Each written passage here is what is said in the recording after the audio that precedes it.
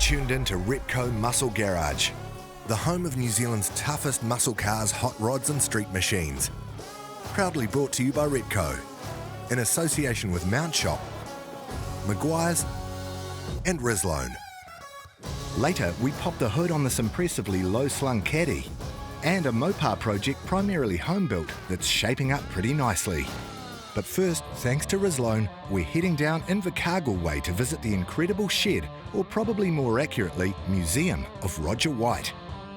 As any local will tell you, the Deep South is packed with classics as it is, but Roger's car collection is in a league of its own. Over the past 20 years, he's been amassing what can only be described as a jaw-dropping treasure trove. There's a strong Ford theme on display, and if you happen to be a fan of Falcons, well, one visit here and you'll feel like you've died and gone to heaven. It's probably the biggest collection of GT Falcons in New Zealand, or probably the most complete one anyway, so as far as Falcons go, in one shed, it is right up there, in the top 10% anyway. A mechanic by trade, Roger ultimately ended up going farming. Then, as he started eyeing up retirement, he began downsizing. And as he and his wife Diane sold off farms, they bought up Falcons in a big, big way. We came from the North Island, we sold our farm up there and came and brought this particular farm we're on now. So we brought a couple of cars, we had an old Page first, and then we got the Chev and the XR. I did my time as a mechanic in a Ford garage, so that's where the theme came from for the Ford. I sort of know how to fix them up and, you know, all their little quirky bits and pieces. Not that I've got a preference for Fords, but my preference is for V8s. Fords were the ones that were, you know, you buy one or two and then you get this bug that you want to go and buy another one, and part of the bug is the hunt and the chase for finding them. I thought you might have run out of cars by now. Every time he gets one, it's, oh, this is the last one, this is the last one. But anyway, that's what men do, isn't it? Yes, right, that's right. The stunning collection of cars is complemented by an equally impressive collection of Aussie V8 memorabilia, testament to the fact that Roger and Diane's love for cars in general, and Fords in particular, has deep roots in motorsport.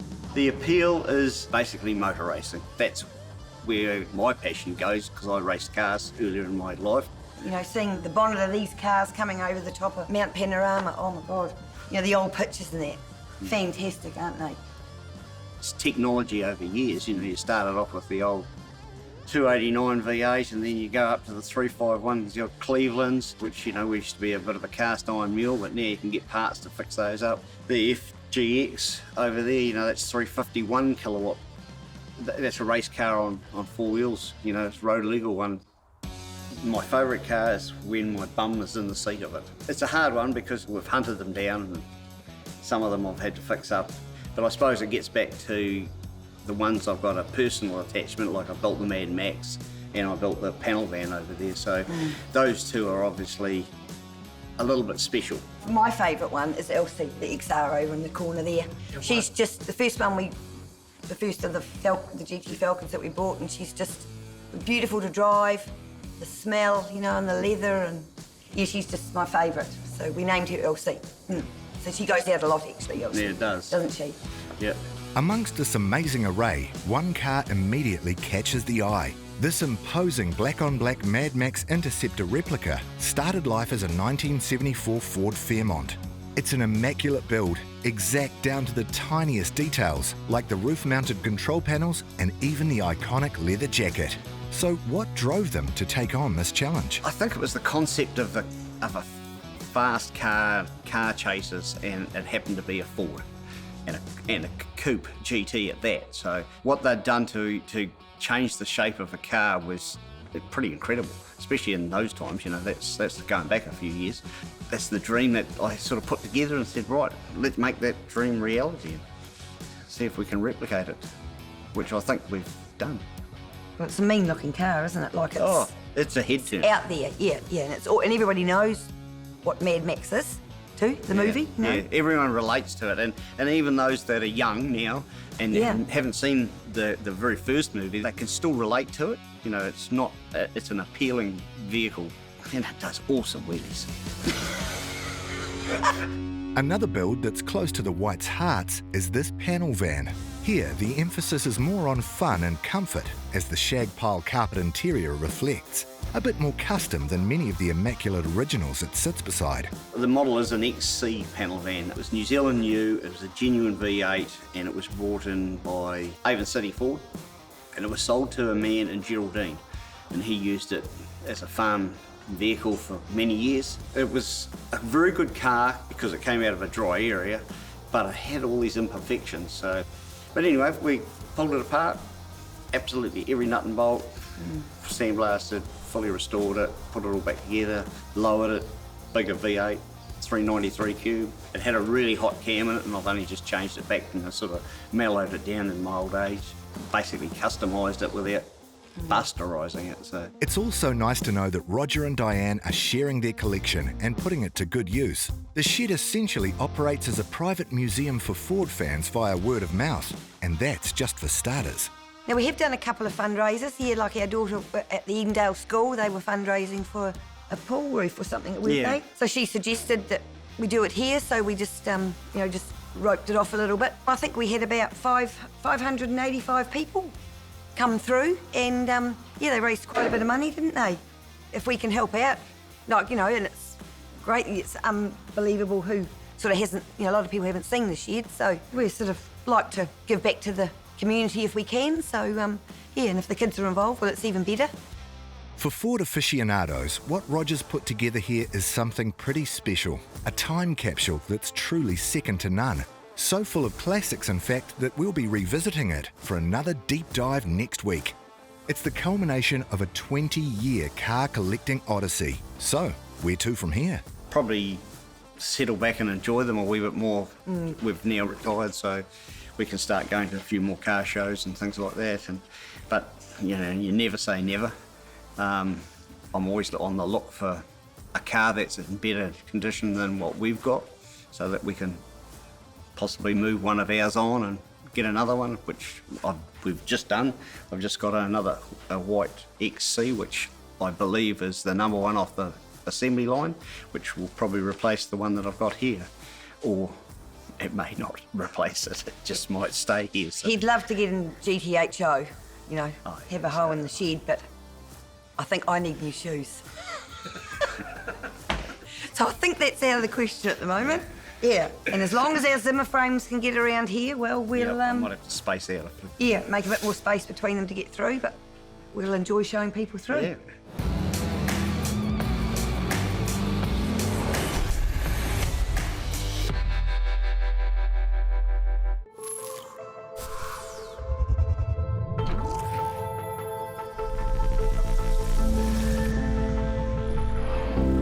The advanced protection of hybrid ceramic. Whoa. Now in 3 easy-to-use products. In original spray wax, now as a liquid wax, and a spray detailer. Meguiar's hybrid ceramic family with advanced SiO2 technology. Meguiar's, ceramic made easy. Rizlone has been in engines almost as long as engines have been in cars. Why? Because from then until now, there's never been a perfectly clean fuel. This means every time you fill up, you're adding pollutants and contaminants to your fuel system. Rizlone Fuel Injector Cleaner can cure those woes and help save your engine. Rizlone Fuel Injector Cleaner adds an upper cylinder lubricant, providing double the cleaning power out of the same bottle. We know something about aging well, so when we say it's your engine's fountain of youth under a screw top, you can count on it. Rizlone is the original engine tune-up. Available at participating stores near you.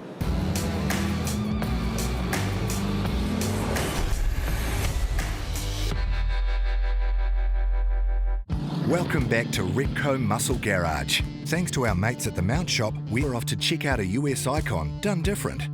Jason Wells' blacked out spin on the legendary 59 Cadillac Coupe de Ville. The fins and the tail lights is what does it for me. They're the two things that stand out every time people talk about 59 Cadillac or a 60, definitely catch people's attention. And they caught mine. Unmistakable, you know, people see it when they've come through here, you know, oh, there's Batman's car, you know, what have you. So it's a very iconic car, like your Tri-5s, for example, you know, your 32s, 3 windows. Not everybody gets to do a 59 Caddy, and it came out beautiful, yeah. Jason might have had a few cool early GMs to his name, but nothing in the league of Cadillac's big finned coupe. His dream car since spotting one in a film a couple of decades back. A milestone birthday was deemed the perfect excuse to turn that dream into a reality. The search kicked off in the States. However, COVID's arrival made remote inspections near impossible. But wouldn't you know it, this example popped up already on our shores. Inspired by another local caddy from back in the day, the beach hop winning Taxi, Jason figured a serious drop in altitude was first up on his hit list. And he knew Inglewood's custom street rides were just the crew to talk to. When I approached Kev, all I was after was a sniper kit, shaved the door handles and an air ride kit. The issues cropped up and the journey started from there. It's never great to ring the client and tell them we've found some problems and some issues there that they have no idea that we're going to be there. And unfortunate for the Cadillac, it was probably sold on the pretense that it was a bit better than what it was. And once we got it on the lift and had a good look in there and found the rust, then it was body off chassis, and then things just grew from there. The vehicle ended up being twice the job that it should have been. But I think at the end of the day, Jason knew what he wanted with that vehicle, and what he ended up getting is exactly what he wanted. Black, had to be black. Lower the better. You're always going to get the people who always like to restore things back to factory. Yeah, that's not what I'm into. If it didn't happen, the car wouldn't have ended up like it was. I wouldn't have been happy with it, to be fair. I would have just kept coming back and getting bits and pieces done over a period of time, and probably would have cost a lot more in the end. Slept on it a couple of days, decided to paint the chassis, so snowballed from there. And you got this part apart, so you might as well do this, and then since you're doing that, you might as well do this, and then yeah, it just carried on. The 59 Caddy is not a full ground up build. We did a heck of a lot of work on that car. Body off chassis, obviously, air ride, suspension, upgrades, brake upgrade, rebuilt, all original running gear. To be fair, there's a lot more that could have been done on it, but it didn't need to be touched, so we left it alone. While the rust issues were the start of a slippery slope, thankfully that all-important black paint was mostly salvageable, less the rusty sills and a few other imperfections needing attention. Not to mention a fix for Jason's distaste for door handles, locks and aerials. Black paint would find all new places to call home too, with Jason making a brave call with a car that's an icon of the chrome era, going all in on blacking out all the bright work, which includes over 450 individual components on the Caddy's front end alone. Blacking out the chrome was definitely something that could be a bit sacrilegious for some people, you know, when it's such a status symbol to see an iconic car like that there with all its chrome that it has. I think we've been lucky. A lot of the clients that we've had have come to us with a bit of a clear vision of what they do want. They may have already done 2 or 3 other cars like he had in the past as well. We've been lucky enough to get the ones that say, this is the dream vehicle we want to have done. You guys have got the job to do it. I suppose it's whatever you're into though, isn't it? Yeah, this is more my style. Black and customised and completely different. After seeing CSR work their magic on past engine bays, Jason figured he'd be keen on a bit of that action too. Before getting stuck into detailing, the boys cracked open the numbers matching 390 to discover signs of a pretty hard life. So the call was made to rebuild that too, you know, while they were there. An Iski camshaft got the nod, while that Holly Sniper EFI did eventually make its way into the car, along with electronic ignition. And yes, the catalyst for this runaway build, the air install, was expertly achieved too. Slam Specialties bags dropping the Caddy over those staggered 20-inch fuselages, in black of course. The install goes far beyond merely being functional, as the trunk has now been detailed and customised as much as the rest of the car. Normanby Upholstery, which took care of the full interior overhaul, also adding their own custom touches. It might not quite be a full build by CSR's standards, but there's no hiding the thousands of hours that have gone into this big fin 59. An impact car in every sense, but one built to put miles on. To be honest, for all of my cars, it's probably the nicest one to drive. Everything's done properly. That was one of the main things for me. I know the whole job's been done properly, no shortcuts been taken. Honestly say I got a fantastic car. Very, very proud to put our CSR name and tag on the Cadillac, like we are with anything that comes out of here. Jace will do it proud, you know, do us proud, I guess you could say. Love seeing him using it, you know, he wants to be an Americana, which is local obviously, and then over to the beach shop and get out and about and do all of those cruises and car shows, you know, he doesn't want it sitting in the shed. And to be fair, none of the clients that we seem to do vehicles for do. They want to be spending their hard-earned money on a vehicle that they can use. And that's all about making that a good, practical vehicle that can be driven safely on the roads in New Zealand, that they can use whenever they want. And while Jason's dream may have briefly turned nightmare, there's no doubt this is the custom caddy he's always wanted. Absolutely. If I ever did part ways with this car, I'm not too sure what I'd replace it with. 59 Cadillac is my favourite car.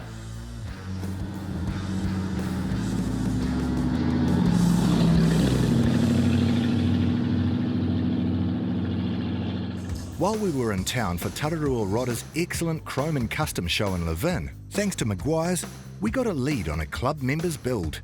A Cuda with modern motivation, built the old way in the owner's garage. I had a F100 pickup that I built for my wife, and we used it at the beach shop for 2 or 3 years, and then the grandkids started coming along and getting bigger and wanted to come for rides. In the truck you could only get 1 or 2 in there at a time. Started looking for something to buy and build, like the Plymouth Barracuda or the Cuda. Saw some photos, I thought that's a cool shape. I like the rear end of the car, I like the tail lights on it, so go buy one of those. There must be lots of them around.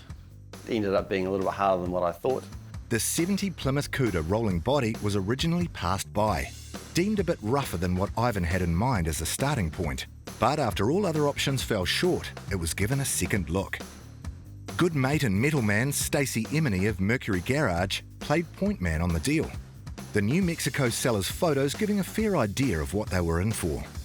The trigger was pulled and the car made its way to its new home, all set for what's becoming a bit of a rarity these days, a full overhaul, but one mostly performed in the home garage. Yeah, it was never intended to be like a high-end car, and it's gone over the budget I wanted to spend on the car. Doing it all myself saves a lot of money and time. I mean, I'm not a panel beater or a painter. That was done by skilled craftsmen. But I did all this assembly on it, all the strip down, pulled the panels off, got guidance from Stacey to what to unpick and how to unpick it. Yeah, did a lot of the leg work as well. So keeping the cost down is by doing as much of it as you can. People think it's quite daunting, but if you break the jobs down to little jobs and do one task at a time instead of looking at, because you come and look at the car and you think, oh my God, I've got all this to do. But it's actually, no, all I'm going to do today is this much, and then all I'm going to do the next day is that much, and then it happens quite quickly. Because if you procrastinate or you get stuck, it digs a hole and then it becomes a too big a project again and you stop and you stall. I found a picture on the internet and looked at that and printed it out and thought, yeah, that's a good starting point. I like the way it's done with the black bonnet and the green sides. I wanted to do like, you see in America, the chip foose and the other things, and bring the bumpers in and do a few custom touches, but within budget. Decided to work out what we could do there and alter the things around. Well, it's sort of along the lines of the Pro Touring look. Obviously not with all the suspension upgrades and bits and pieces, although it has got QA1 front suspension stage 1 in it and Willwoods on the front, but the back's just the diff and the drum brakes on the back, again due to cost. What a nice riding car. That's got a good stance. Yeah, a little bit smoothed off, a little clean and tidy, but not super straight or super shaved everywhere. Just little bits and pieces and little details you put in to make the look just individual and a little bit different than everybody else's.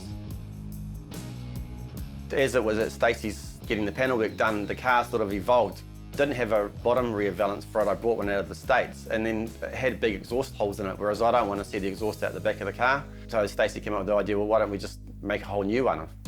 The idea came up with shaving the number plate and getting it out of there, because they always look ugly in the back of cars and your fuel runs down the back and splashes out. So we shaved the number plate out of there and he cleaned up the rear valance. You've hidden the fuel filler, so it's not inside the boot, but it's not seen.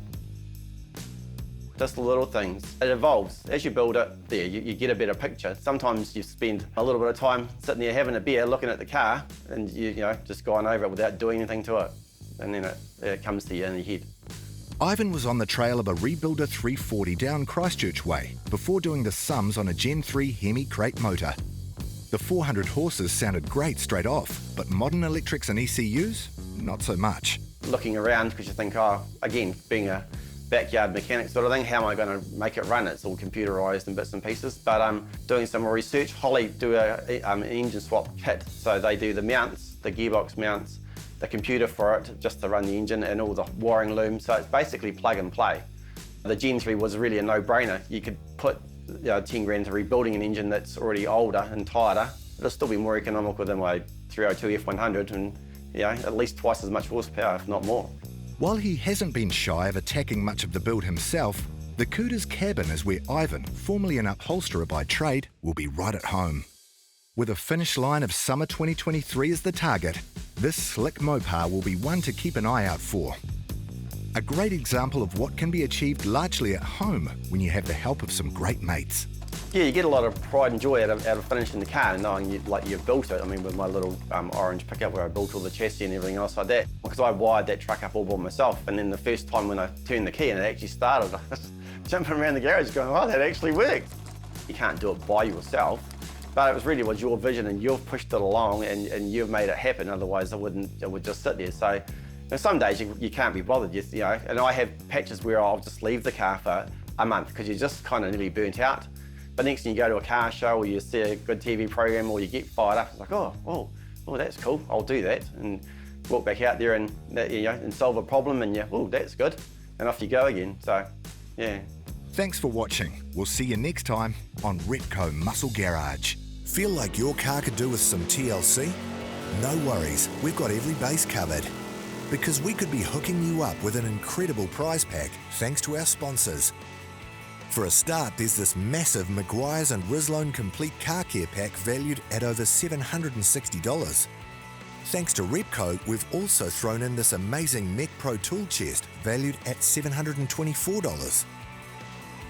To stay on top of everything underneath, there's a $500 mount shop voucher.